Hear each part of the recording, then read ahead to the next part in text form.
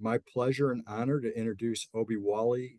He's been a huge friend of the CORFAC network and of mine for a long time. I know many of you have seen him at CORFAC conferences as a sponsor. He's made some outstanding presentations to us.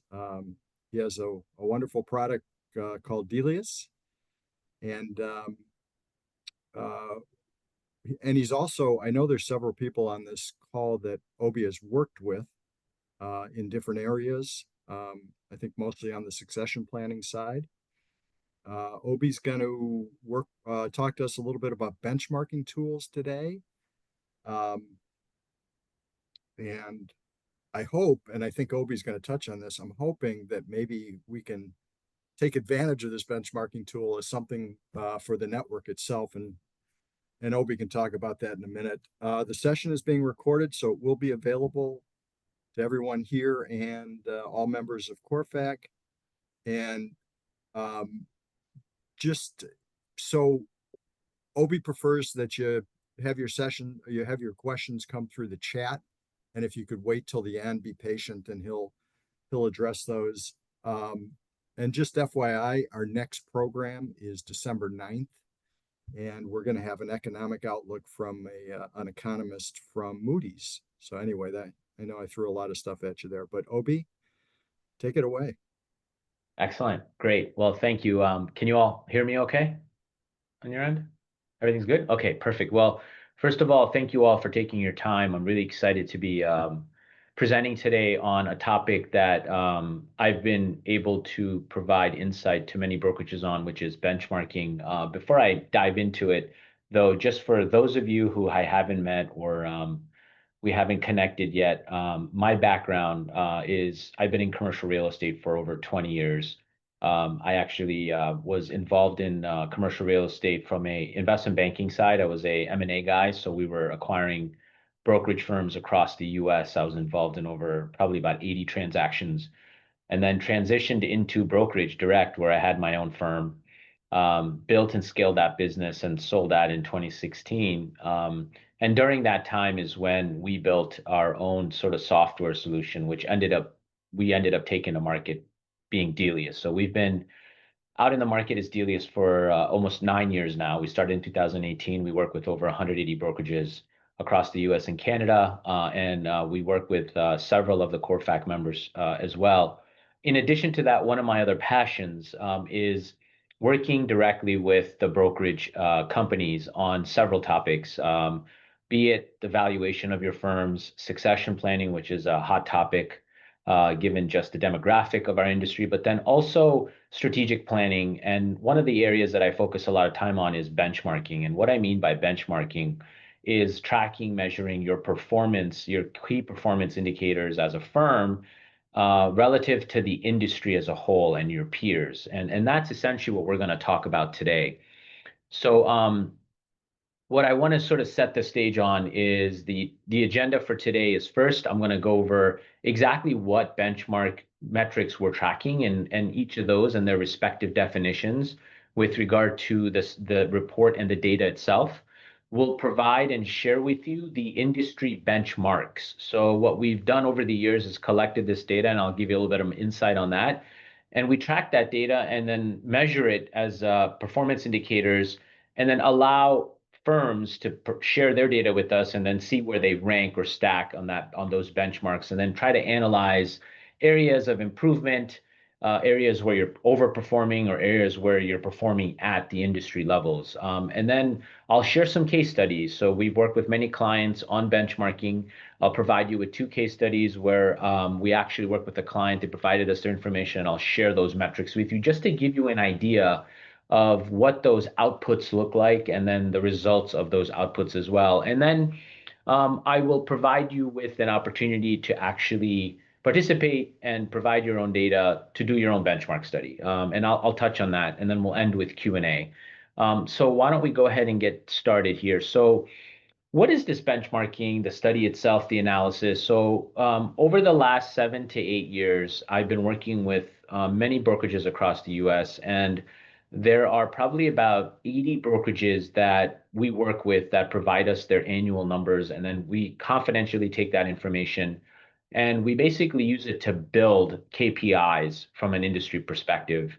And we usually take the last 3 years of performance and allows us to sort of factor in trends and costs and provide us with those outputs. So what are we tracking? We're tracking about 8 or 9 key metrics that allow you to measure your brokerage firm's performance. So first we start with gross profit margins, and I'll define each of these in a bit.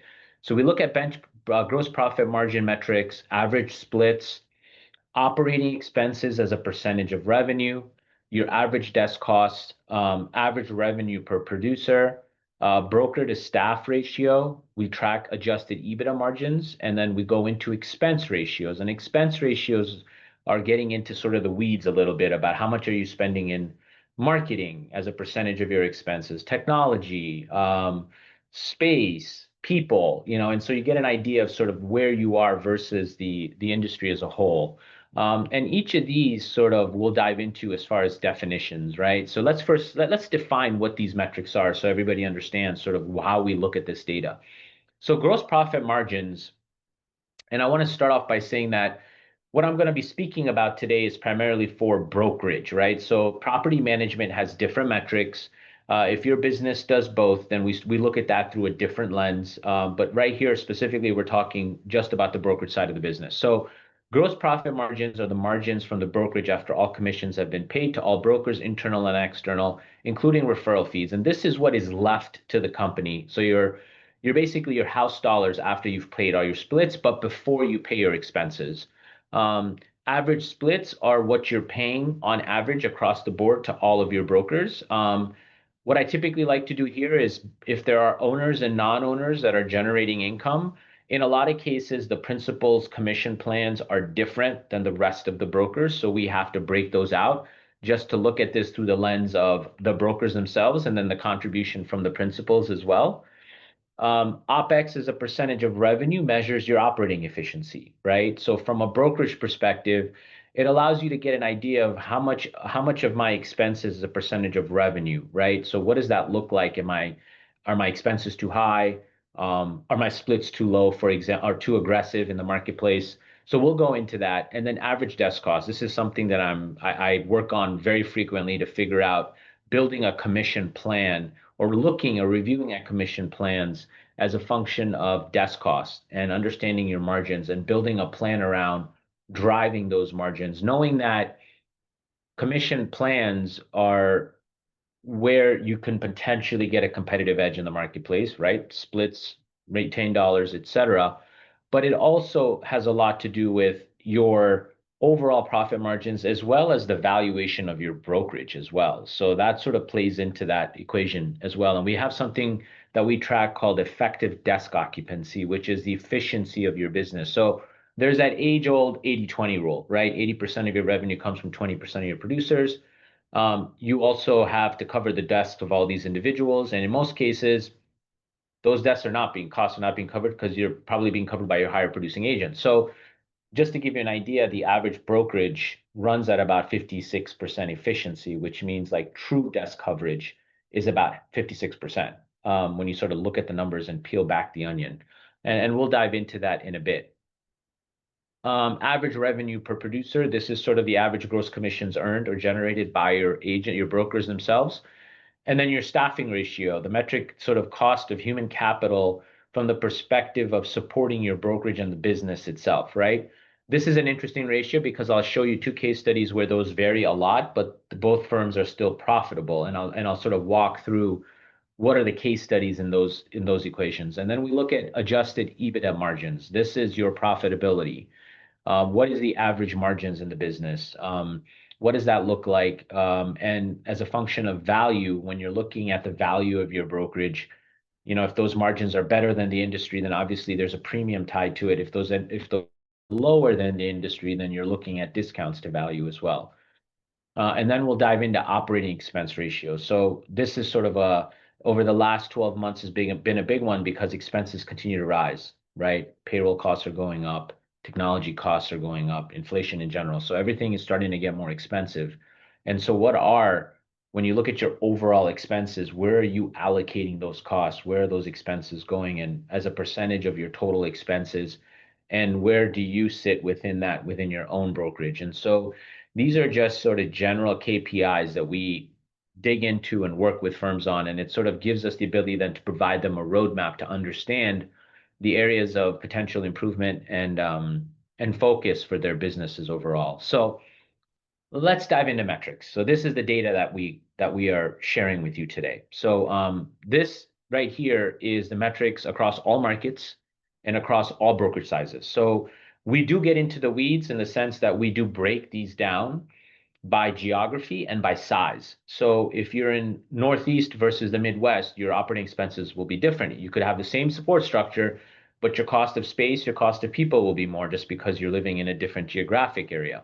And so we factor all that in. But what I'm sharing with you here is across the board. This is across close to 97 brokerages across the industry, right? So you can see here that when we're looking at gross profit margins, the average retained dollars for brokerage firms across the board range from 35 to 38%, right? That's after paying all your splits, brokers, etc., which translates to your average splits coming in at about 62 to 65%.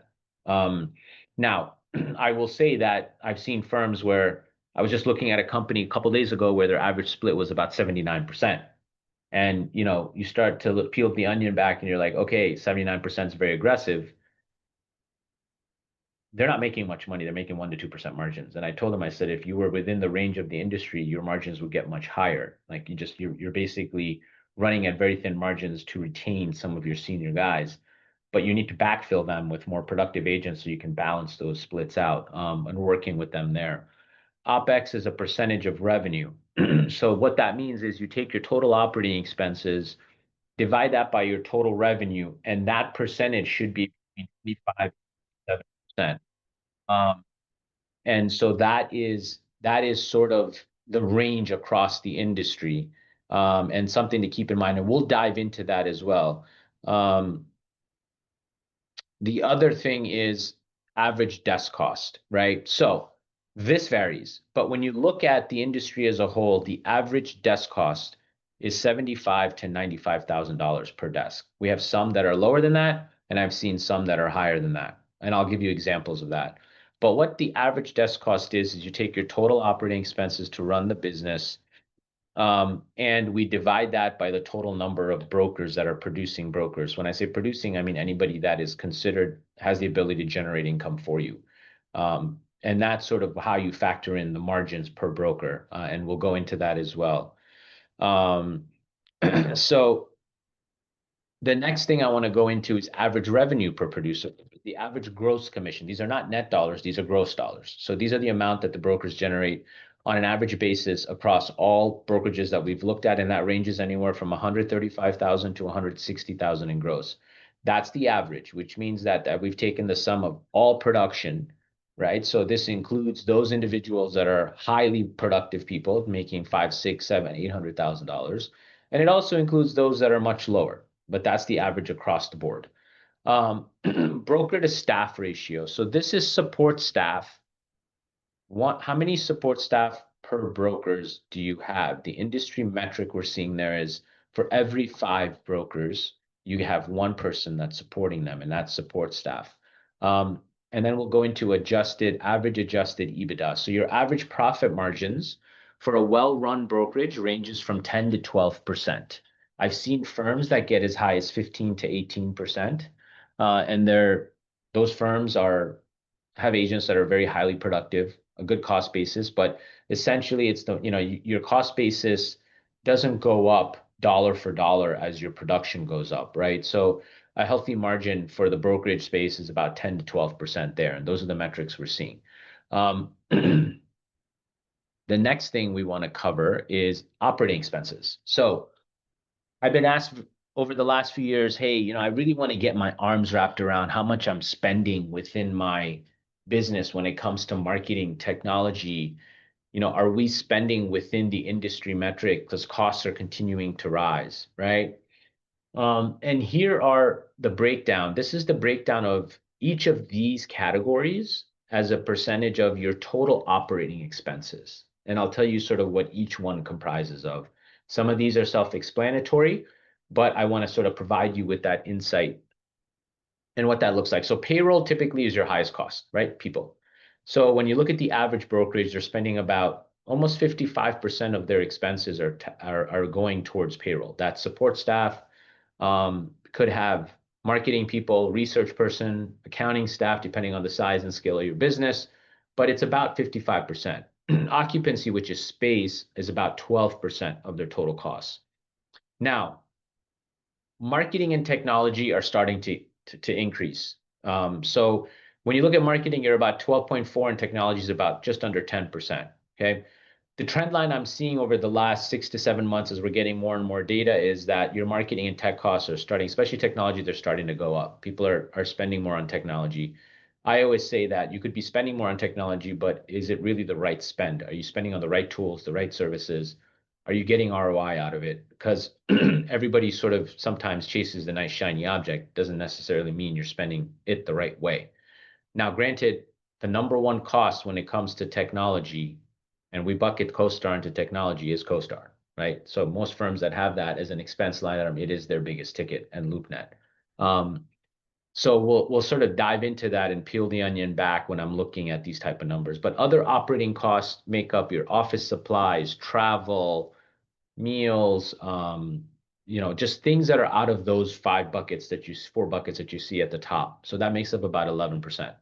So this gives you sort of a good view. Again, these are averages across the entire industry, regardless of size and geography, that comprise of the overall operating expenses and what that sort of makes up. So what I wanted to share with you was just to give you some insight on what those metrics are. And now I want to dive into a couple case studies just to give you an idea of examples of what we're doing here. So here's an example of a firm. This was a company that recently did a benchmark study with us. We took their last 3 years of production.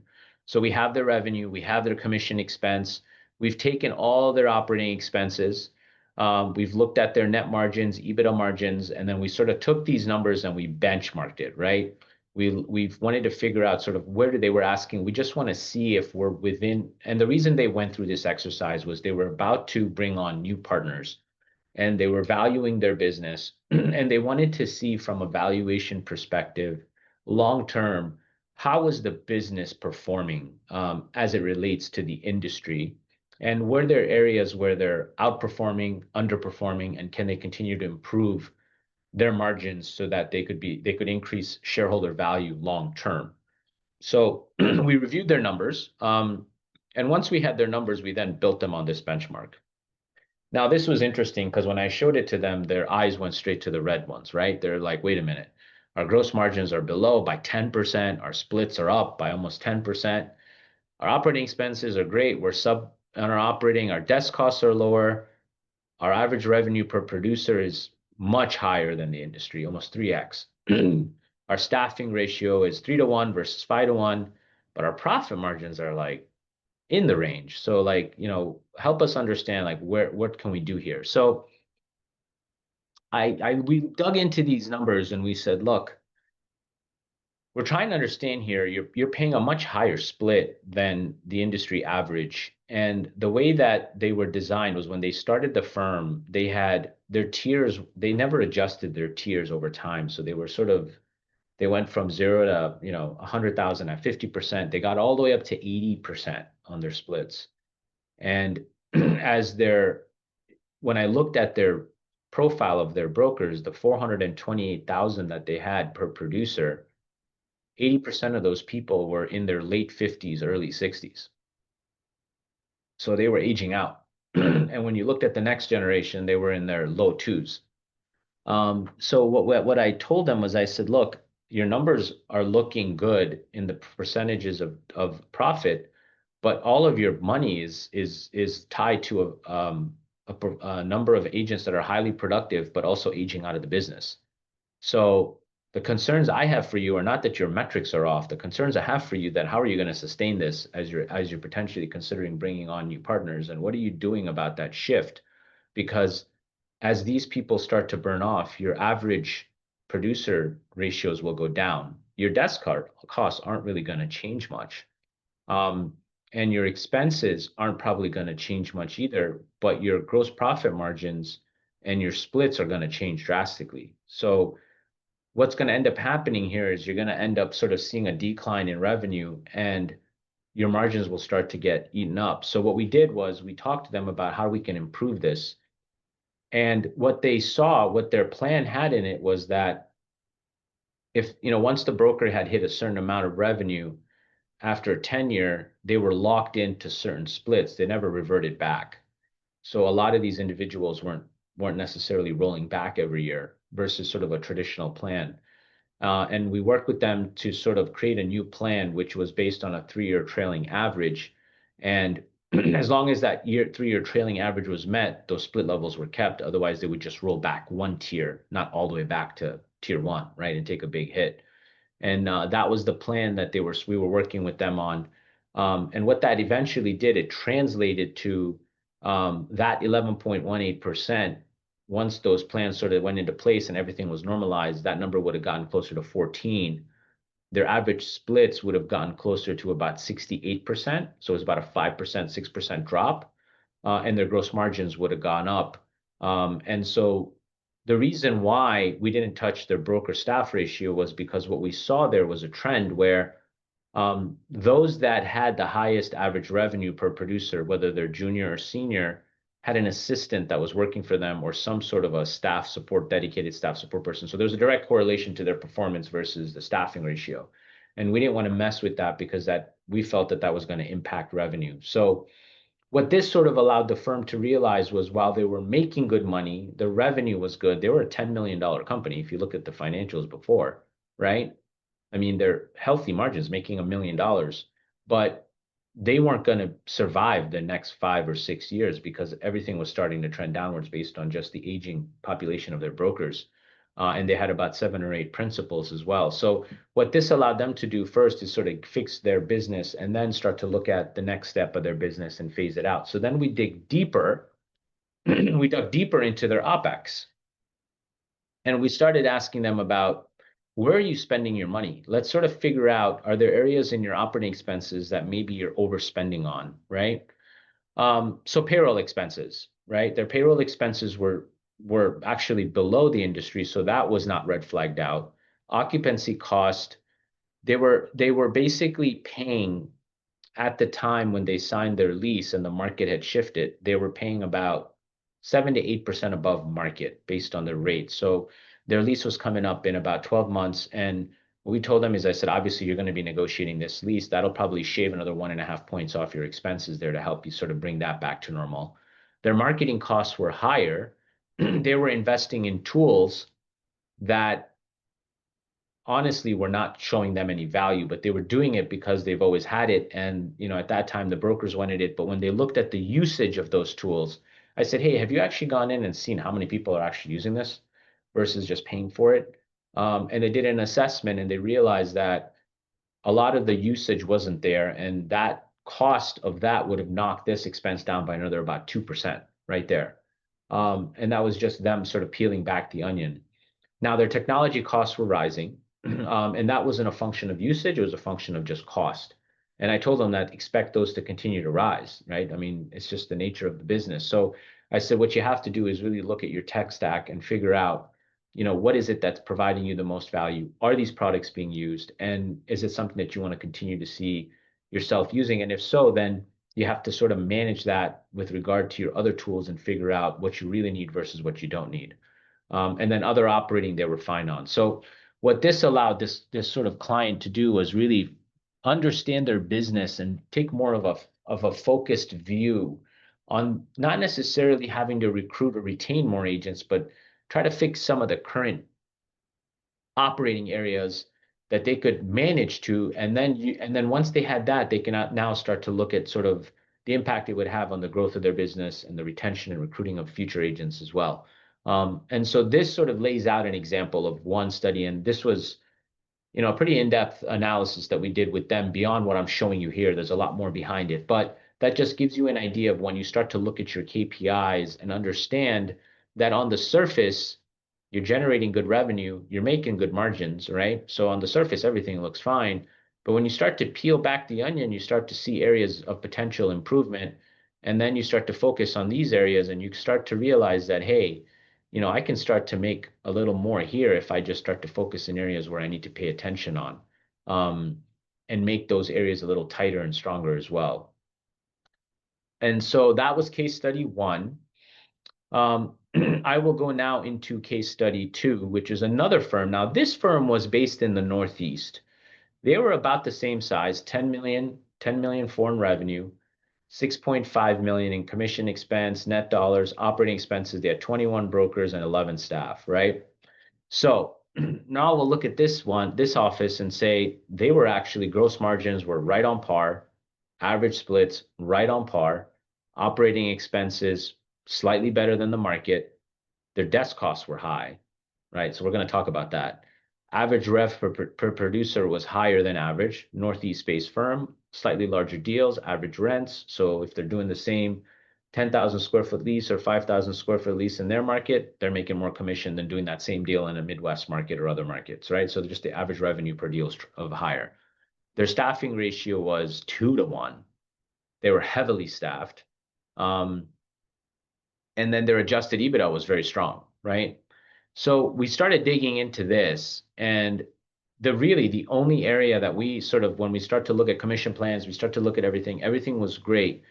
But the reason why this was high was because they were heavily staffed. They had for a $10 million firm, they had a CFO, a controller, a director of finance, and like they were just so many people on sort of their team. And I said, do you really need all these stats? Like, it's a question for you to answer, not me. But I'm looking at your ratios and I'm looking at your support team and your marketing and research and looking at the revenue per producer, and I'm saying to yourself, if you focus on the areas where the support staff is a direct correlation to revenue, some of the back office stuff you have, you can definitely scale it. You can hire an accounting firm to do some of this work instead of having to hire two full-time people, keep your CFO, whatever you want to do. So we started peeling that onion back, and we started looking at some of these numbers because, again, they've been around for almost 30 years, this business. Solid business, looking to bring in new partners, wanted to make sure that their business was running well. They found these sort of red areas and they were like, hey, we never really paid attention to this. So let's sort of peel this onion back. And we started finding areas where we could probably get these margins from 12.68 to probably about 14 or 15%, right? And that's better value for your shareholders and your owners. And you can do that by just sort of peeling the onion back and getting rid of some of these legacy costs that you have. And I think that's where we started realizing, and they started looking at this and came together, and it helped them and guide them into getting into the area that they need to get into, which was better managing to these KPIs. So what they're doing now is they've kept these industry metrics. Every quarter, they're measuring their performance. And then every year, we're providing them with updated numbers so they can see sort of how they rank. But this has become a great tool for them. They've built their own dashboards to sort of track this internally and allow them to better manage this business as well. So that was another example of a case study and what that means for the whole group. So with that said, that's sort of what I wanted to share here. The other thing I wanted to dive into as we're sort of getting to the end here is I have a QR code on here for anybody that wants to sort of go to this. We do have a benchmark study tool that's available at no cost. So it is available for anybody to come in, enter the information. The information is confidential. It's not shared, but it has all these KPIs built in. It does it on an average basis, and it gives you a very quick analysis as you put your inputs in, and it outputs a report for you to very quickly see, hey, where do I measure up? And then you have the ability to book a consultation, just 15 minutes with me. We can go over it. But what I was telling Jonathan, and he had mentioned this earlier, is that this would be a great tool or resource for the members of CORFAC to take advantage of, and then you can see sort of collectively, without sharing any information of the firm's names or anything, but just overall, like, how does the CORFAC membership's KPIs look like as a whole? And then each of you individually could compare yours, or we can even go deeper into that but it might be a great resource for you. And again, there's no cost for this. It's available, it's online, um, and it gives you the ability to very quickly assess your business, on a high level. But if you start to see areas that you're concerned about or you want to get deeper into, then we can spend some time on it. And so I sort of want to wrap up with that and give you that opportunity to do that. And then I will open up the floor to questions.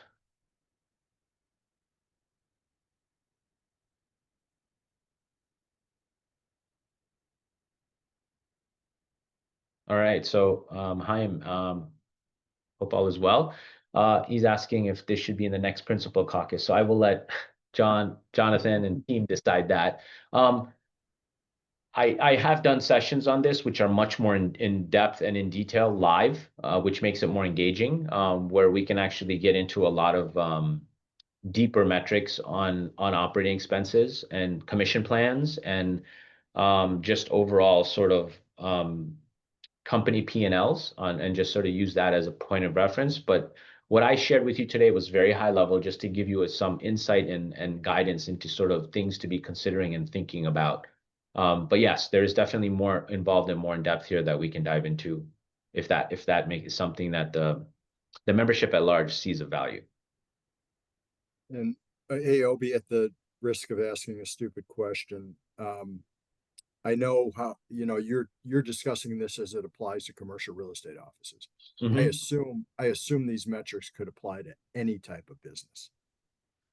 Yeah, I mean, so you can do a benchmark for any industry, right? In my case, I've been tracking this for brokerages for many years. I do have data on property management as well, just for CRE firms, just for commercial real estate property management firms. So that's a whole separate data set as well. And sort of, again, it's just ways to allow for operators and owners to really make sure that they've got a pulse and they have something to measure their business too, right? Because it's hard to sort of perform against something you can't measure, or at least rate yourself against to see how you're doing.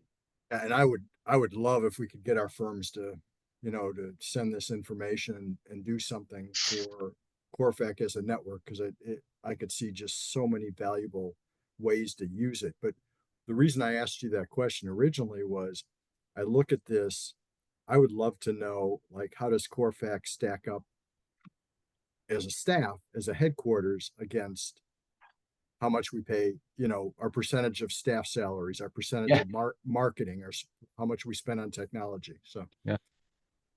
Oh yeah, definitely. Do we have any other questions, or did I do that good of a job in explaining this?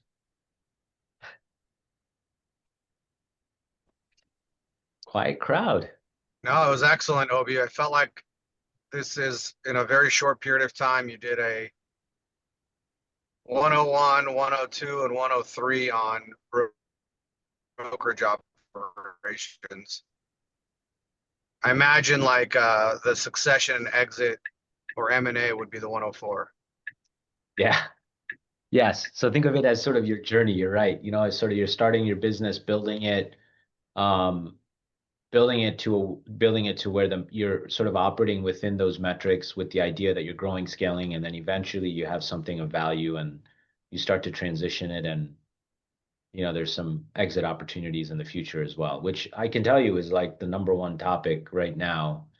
I mean, the average principal today of a brokerage firm is probably in his late 50s, early 60s. And they're all looking at ways to transition their business. And in a lot of cases, that transition is internal. There isn't a active pool of, we'll call it, acquirers out there currently, but it's either an internal transaction or it's a merger in the marketplace. Those are the two most common transactions occurring today. In some cases, it's going to the other brokers within the firm. In other cases, it's a transition from family members. Other cases, it's transition to key employees. So it really depends on your current state, your business circumstance. Everybody's unique. There's no one right way to do it. But that's a whole separate conversation, right? I could speak probably for hours on that topic alone. And I can tell you, it's the number one conversation I'm having right now with firms is, okay, how do I plan for my next 3, 5, 7 years? In some cases, it's less than that because certain things are happening. So it all depends on the circumstances. Hey, Obie, this is Scott in Charlotte. Can you hear me? I can, yes. Hey, good to see you. Thanks for your time. This is awesome. Thank you. Just general comment, you've already kind of touched on it. And I remember a number of years ago, Alan Joel kind of took this upon himself where, firms voluntarily supplied this information. He kind of did an analysis, and the ones that supplied it got the results. And kind of what you said, I think, and Jonathan, we can talk about this at the exec, whatever. It's like, could we do the same thing where if a firm, CORFAC, decides to participate, then they get the analysis benchmark for CORFAC, and if they don't, they don't. In other words, let's incentivize people if they so choose, put their metrics in there. Just something we can talk about at the executive.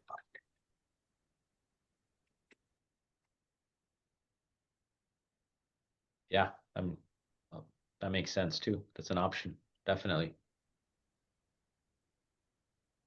Obie, thank you so much. Really interesting. My question is, where are you seeing the most value? In brokerage, it's not necessarily like reoccurring revenue. So I'm wondering if people are thinking of like an exit strategy or long-term vision.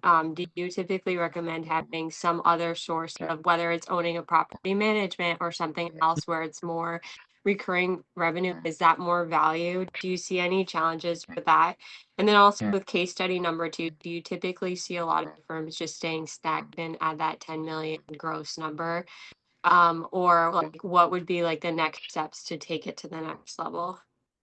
Yeah, great question. So I'll answer the first part. Well, my recommendation to firms is, if you're building a business, diversification of revenue is always great to have. Limiting yourself to just brokerage. With brokerage, it's very transactional. It's ebb and flow, up and down. You have good years, you have bad years, but it sort of balances out over the year. I always tell firms that, property management is a great revenue stream, right? It's recurring revenue. It's valued higher than brokerage when you look at it from a sort of a valuation perspective. And that's because you have sort of contractual revenue coming in the door, but it also translates to other ancillary businesses, right? You get leasing commissions out of it, potentially could get a sale of an asset out of it. It allows you to expand your portfolio and get into other asset classes. And I look at it as also a great recruiting tool because if you're managing and leasing a building, you could put some, brokers in there for leasing, right? So, I mean, there's many ways to leverage that. I think I can tell you right now, firms that are diversified are trading at higher multiples than those that are just singularly brokerage. It also allows your business to get larger in scale. So like I'm talking to a firm right now that just shared their financials with me. They've been in business for 15 years. When they started, they were purely brokerage. They're now doing about 4 million in brokerage and about 2.5 million in property management. So they're a $6.5 million firm. And they plan to grow and expand. So like the answer to your question is yes, PM is definitely there as a good, solid recurring revenue stream to diversify. The second part of your question, which I think was size and revenue wise, there's many firms out there that are in that 10 to 20 million dollar range. Those that are 10 to 20 million are typically multi-market. When I say multi-market, I mean they could be in a singular market, but with multiple locations and have diversified revenue streams. They're doing property management. In some cases, they're also offering brokerage and then like corporate services as well, right? And sort of they're factoring in different revenue streams, asset management, facilities management. So getting to that level though is not easy. I mean, I think the average firm size and scale in our benchmark study right now is about 5.8 million in revenue, right? And on the higher end of the scale, the biggest one that has submitted to us was about 16 million in revenue. They have about 5 offices. So they're pretty, but most of the offices that cross $7 or $8 million are usually multi-office firms. That's what I'm seeing. Unless you're in a major market like New York City, Boston, Chicago, LA, Miami, where you can generate that kind of income in like sort of one location. So like when I had my brokerage in New York City, We had about 30 brokers. We were doing about 15 million in revenue in that one office alone. But I mean, if I was in like a smaller market, there's no way I could do that kind of business without having multiple offices in multiple markets. It's harder to do. I don't see it as regularly. I don't know if that answers your question, but that's sort of the thought. That's just what I'm seeing. And then, one other thing I want to point out is that the times we're in today versus, let's say, 12 years ago, when we had active acquirers in the business, where you had like an Avison Young, a Newmark, Colliers, Cushman and Wakefield. A lot of these firms were actively buying brokerages to grow their footprint and expand their businesses. You don't see that today, right? I mean, you're not really seeing that. The exit strategies that were available 12 years ago are not the same exit strategies that are available today. The valuations that were out 12 years ago are not the same valuations today. I think owners are now looking at their businesses, taking a step back and saying, my best option is to transition this business to one of three options. It's internal to my brokers, or employees. So it's 1 and 2. Or find a third party in the local market that I can merge with, that eventually will give me my exit long term, right? So like, I'll give you an example. There was a company that I was talking to 2 years ago. The principals were looking to exit, didn't have any internal plan. We found a firm that was up and coming in the market, and they did a merger with the owners eventually getting bought out over the next 5 to 7 years through that merger. And the merging firm gave them the ability to exit out over that time, and it gave them the exact plan that they wanted. And that worked out really well for them and for the merged entity. It's doing very well today. But like, those are some of the creative things that are going on in the space today. Again, it all depends on your current state, your objectives, your goals, and what you're looking to achieve. I'm going off on a tangent, but yeah, just thought I'd share that. Any other questions? Obie, this is Mike. Can you hear me okay? Yes, I can. I was driving for the beginning part of this, but I just wanted to reaffirm. So just some of those slides relative to operating expenses, if I'm stating this correctly, the average, and these were just brokerage-based revenue streams, right? Mm-hmm. Mm-hmm. It was Correct. Something along the lines of 25 to 27% of revenue. Correct. Yeah. So like, the average brokerage is spending 25 to 27% of revenue for operating expenses. Okay. That's the benchmark. Now, obviously, there's firms out there that spend more and some that spend less. But that's a direct function of sort of their operating, their P&L as well. And that's sort of where, you sort of start to peel back the onion. And in some cases, they can support higher costs, right? Because they've got a split structure that's different, or an average rev per producer that's really high. And so there's investing more into that as a function of that. But, if you're the average firm, and I'll give you an example, right? This is the math I always use. If you're retaining 32 cents on the dollar, your average split is 68%, and you're spending 33%, you're losing money, right? So to me, it's a simple math equation.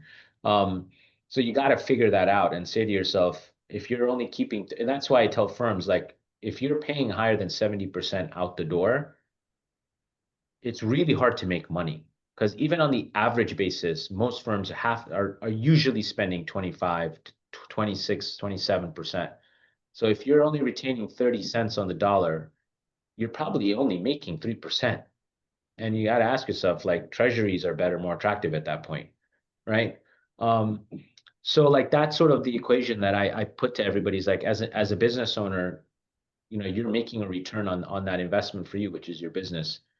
Want to make sure that you're running it in a way that makes sense for you. And for example, your long-term goals too, because it affects your valuation at the end of the day. So for you, do you recommend lowering your operating expenses, or maybe having a higher or a lower split, or what do you recommend Well, brokers it's to hard do? to change splits based on legacy plans, right? Like, that's your biggest challenge, right? So if you've got a plan in place where everybody's on X, as much as I'd love to say change your plans, that's going to lead to a major, it's chaos. You know, you're going to lose everybody. So your only option there is like figure out your operating expenses. What, you know, where are you spending your money, and can we fix it that way? If not, then what I typically tell them is what you would do is, as you're recruiting more people and bringing more people in, you might want to consider having a new plan in place for new hires, right? Going forward. And your old plan is a legacy plan, and that's not available anymore, because at the end of the day, you're still bringing in more talent. That's one way to sort of offset that.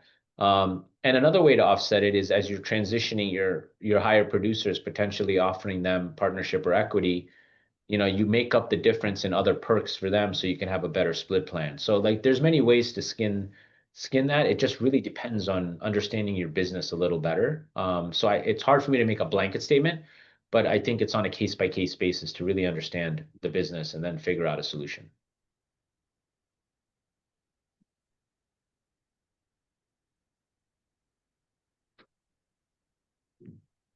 Any other Anybody questions? else? As I mentioned, this session is being recorded. We will share it with you guys along with all CORFAC members. Obie, thank you. We will be in touch. Excellent. This is awesome information. And as I mentioned early on, we'll be sending all you guys a notice soon about our next Zoom program, December 9th. As I said, we'll have an economist from Moody's who will take a look at what was going on in 2005 and what to expect in 2006. So again, thank you all for being here. Couldn't do it without you, and hope to see you soon. Thanks, Obie. All right. Thanks, everybody. Thank Appreciate it. you. Here. Bye. Take care. Bye.